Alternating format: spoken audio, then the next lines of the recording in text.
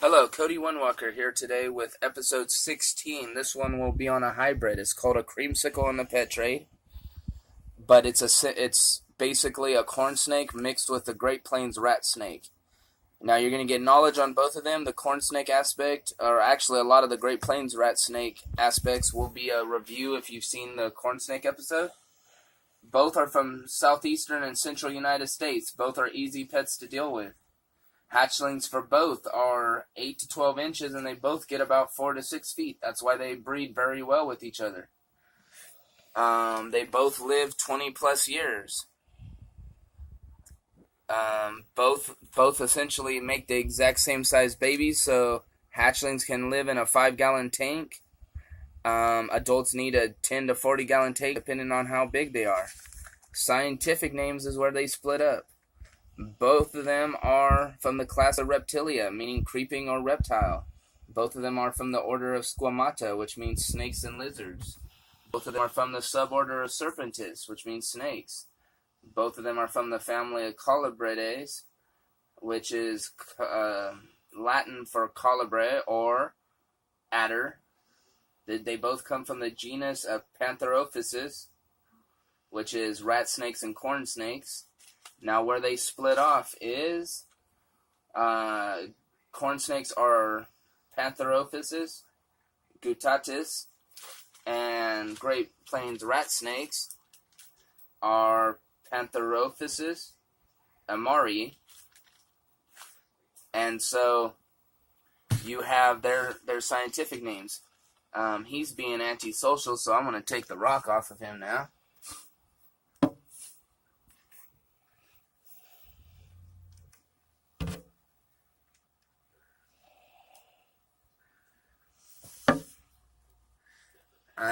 This is what corn snakes do. If they don't want to play around, they will not.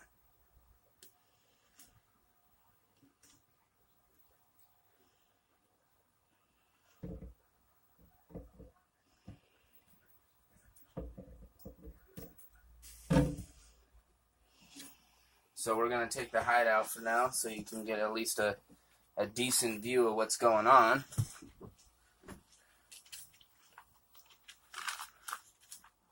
Now here's the difference between them. Availabilities. Corn snakes are relatively common in the pet trade.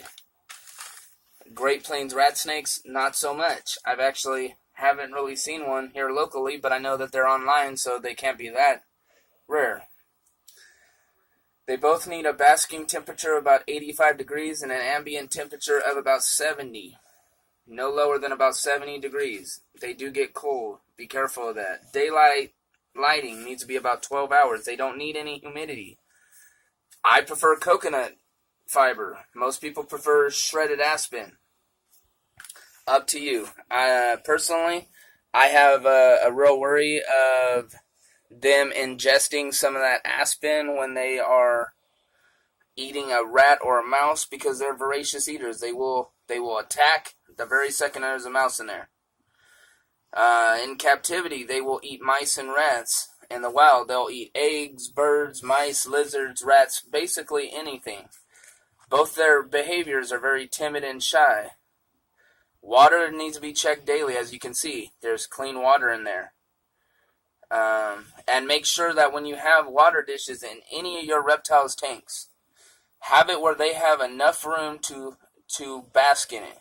Because of how thin he is, he can handle this small dish, but if I put like a ball python in there that was equal size, it wouldn't be able to. So keep that in mind. Handle both of them regularly. The difference in them is corn snakes were found primarily in cornfields, which I'm sure they have rat snakes there, but because they didn't, they found most rat snakes actually devouring rats, which was common enough, but for some reason they felt like they needed to name it the rat snake versus the corn snake. Don't get me started on their names, because sometimes the name never matches up. Garden snakes, they're not always in the gardens. Corn snakes, not always in the cornfields. So don't get me started on that. But that is where they get their names from. Fun facts about both of them: corn snakes are essentially just a breed of rat snake, as I've reiterated several times. Rat snakes got their name because they lived in rat holes. Most people don't realize that rats in the wild will actually build rat holes like a gopher or a ground squirrel. So conservation on both of them is least concern. They're not really worried about it, and I recommend checking it daily to make sure that it has it. Now, a disclaimer on everyone that will say coconut fiber is not good. Here's why I like coconut fiber. If you use coconut fiber, you can water it through the top of the cage. You don't always have to reach in there and clean out the water dish, because let's say this week they didn't knock no bedding in there. So, and he's actually proving my point right now. People have claimed to me that using coconut fiber, they cannot burrow. As you can see, he is burrowing. He's at the bottom of the cage right now, looking at us. So the other reason is, if by some chance we slosh a little bit of water or we spill a little bit of water, it'll absorb into the coconut and then dry out from the normal heat that is put on its cage.